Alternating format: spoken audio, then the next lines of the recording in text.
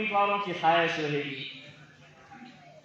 बहुत सारे उम्मीदवार ये सोचेंगे कि नहीं, टिकट मुझे मिलना चाहिए, लेकिन अपनी ख्याल उसी दिन खड़ी रहेगी जब बैरिस्टर असदुद्दीन अवैसी साहब कहेंगे कि नहीं, ये कोई भी नहीं, मैं किसी सड़क चलते आदमी के ऊपर हाथ रखूंगा और कहूंगा कि ये तुम्हारा उम्मीदवार है, तो तुम सबको कहना पड़ेगा कि लब्बैक।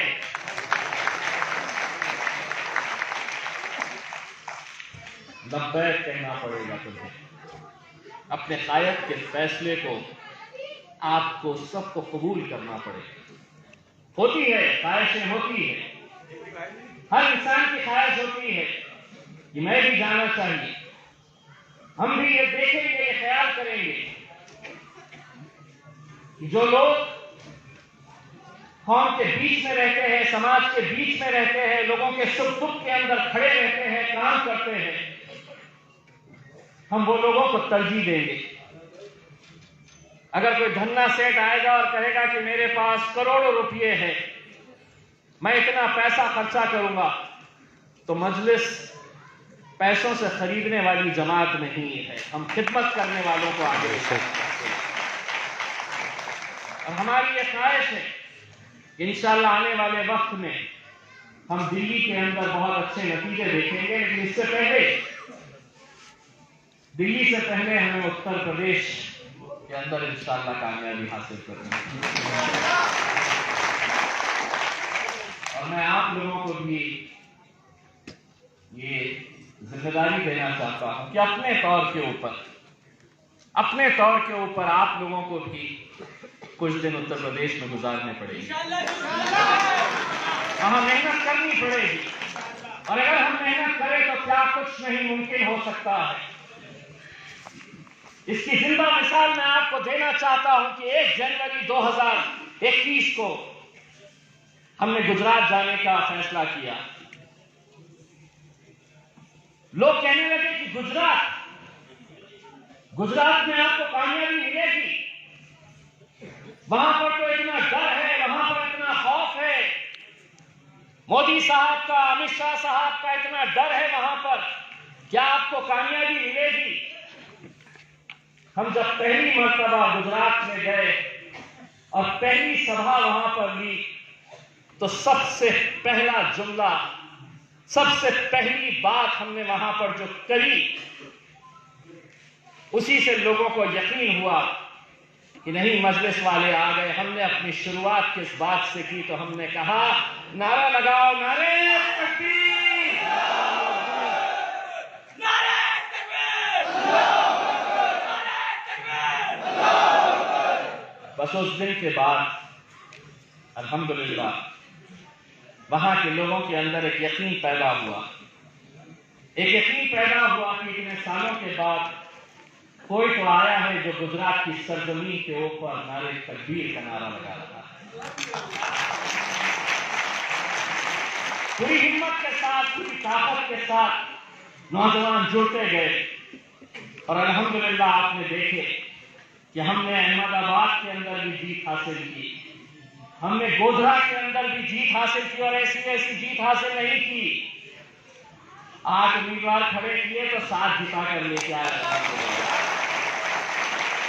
नवासा के अंदर जीत हासिल की, और अब मोदी जी और अमित शाह सुन लीजिए, गुजरात में इंशाअल्लाह हमारे विधायक भी चुनकर आएंगे। वो कैमरे की तरफ देखकर बोल रहा हूं ताकि वो भी सुन ले, समझ ले कि हम क्या बोल रहे हैं। अभी कुछ दिन पहले हम उत्तर प्रदेश के उतरौला में गए थे, वहां पर मेरा असद साहब के साथ पहला ही जलसा था। कल रात में इंडिया टीवी वालों ने आधा घंटा चला दिया उसके ऊपर, बोले अब असद साहब के साथ ये भाईजान भी है तो भड़काऊ भाषण करते हैं। मुझे अच्छा ये लगा कि मुझे वहां का भाईजान तो बनाया है। देखिए, मजलिस सिर्फ वो जमात नहीं है जो सिर्फ इलेक्शन के वक्त आपके बीच में आएगी। आज मुल्क के जो हालात है वो आप अच्छी तरह से समझ सकते हैं हम किस दौर से गुजर रहे हैं। और अगर हम नहीं समझ रहे हैं तो हम अपनी आने वाली नस्लों के साथ हम धोखा कर रहे हैं। ये वक्त है हम सबको मुत्तहिद होने का।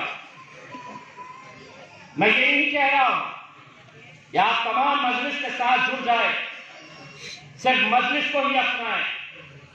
बताइए मुझे इस मुल्क के अंदर ऐसा कौन सा दूसरा मुस्लिम नेता है जिसकी मकबूलियत, जिसकी मोहब्बत कश्मीर से कन्याकुमारी तक हर सूबे के अंदर देखने को मिलती है। बताइए ऐसा कौन सा लीडर है जो आपके खिलाफ जब नाइंसाफी होती है तो पार्लियामेंट के अंदर खड़े रहकर नरेंद्र मोदी साहब की आंख में आंखें डालकर सवाल करता है। कोई और नेता का नाम बताइए आप पूरे मुल्क के अंदर। बहुत सारे एमपीज हैं, बहुत सारे एमएलए हैं, लेकिन जहां कहीं कुछ हुआ तो हर एक की उम्मीद रहती है कि असद साहब इसके ऊपर क्या बोलने वाले हैं, असद साहब क्यों नहीं बोल रहे हैं। यानी कि वोट किसी और को देंगे, चुनाएंगे किसी और को, जिताकर किसी और को लेकर आएंगे, लेकिन जब तकलीफ में आएंगे तो असद साहब से उम्मीद करेंगे। और मुझे खुशी है इस बात की, ये अल्लाह का लाख लाख करम है। लोग कहते थे कि ये अकेला रहेगा पार्लियामेंट के अंदर, 1 से 2 भी नहीं हो पाएंगे। अल्हम्दुलिल्लाह 1 से 2 हो गए, 2 के 4 भी होंगे, 4 से 10 भी होंगे। आपने मुझे वोट नहीं दिया, आप दे भी नहीं सकते, लेकिन मेरी जीत में आप लोगों का भी हाथ है। वो कैसे? वोट तो औरंगाबाद वालों ने डाले, लेकिन दुआएं अल्हम्दुलिल्लाह पूरे हिंदुस्तान ने की।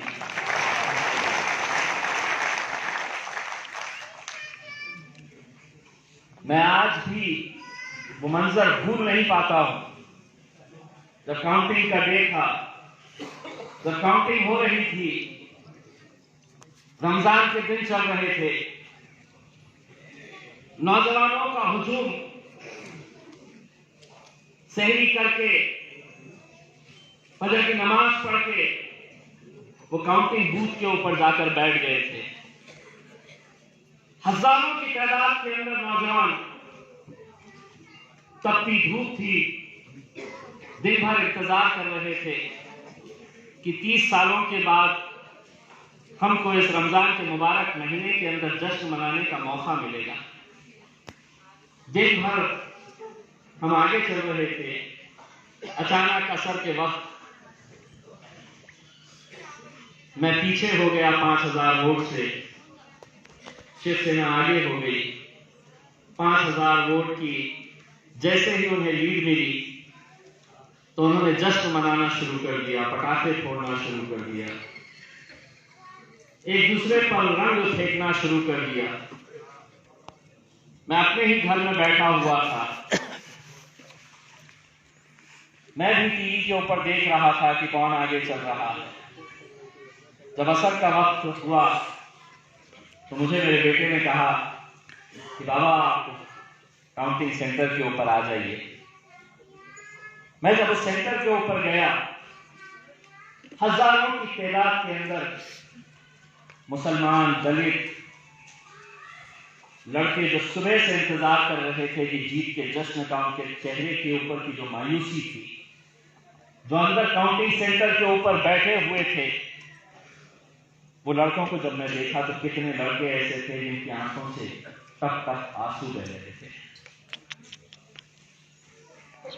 उस वक्त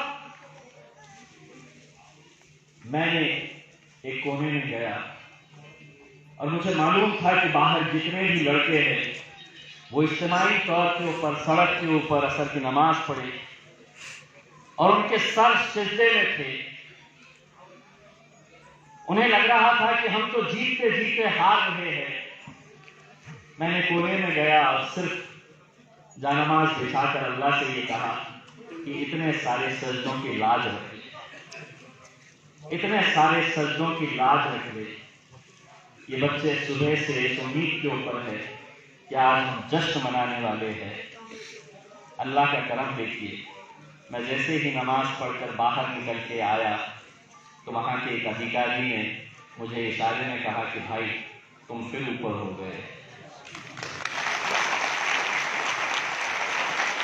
अब लोग सब मुझसे पूछते हैं तुम जीते कैसा, तो मैं लोगों को जवाब देता हूं कि मैं हार रहा था, मैंने अपना सर सिजदे में डाला, अल्लाह से गिड़गिड़ा कर दुआ मांगी तो अल्लाह ने फरिश्ते भेजे और सीधे बैलेट बॉक्स के अंदर 5000 वोट पड़ गए।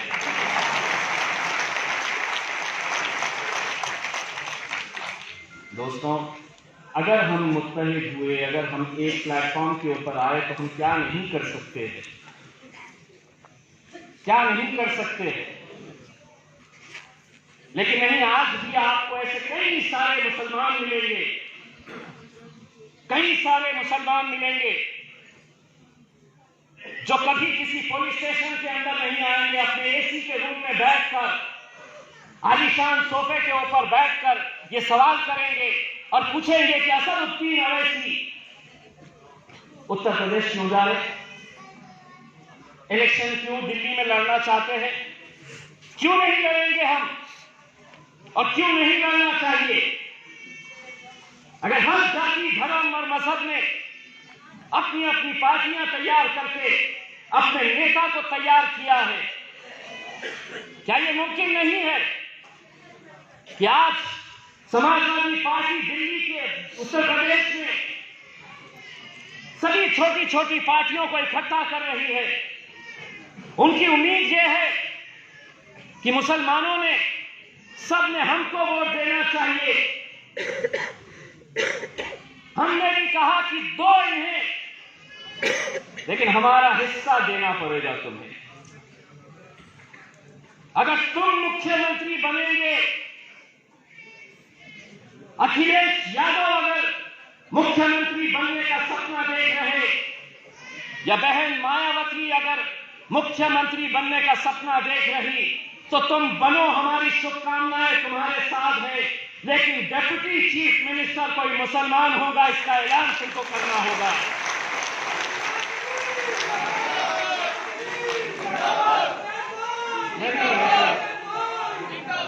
लेकिन क्या है कि उनको ये सब तो चाहिए, वोट तो तुम्हारे चाहिए, लेकिन साथ में बोले नहीं, हम असदुद्दीन अवैसी को नहीं ले सकते, उसकी क़यादत नहीं ले सकते हैं, हम एक लीडर तैयार नहीं कर सकते हैं। हमको वोट तो चाहिए इस कौम के, लेकिन इसका लीडर नहीं। अब अल्हम्दुलिल्लाह वो वक्त आया है और उत्तर प्रदेश के अंदर हम नौजवानों के अंदर, बुजुर्गों में, हमारी माओं और बहनों के अंदर एक जोश और ऐसा जज्बा देख रहे हैं कि उन्होंने भी तय कर लिया है कि जीतो या हारो, इस बार उड़ेगी उत्तर प्रदेश में तो पतंग ही उड़ेगी।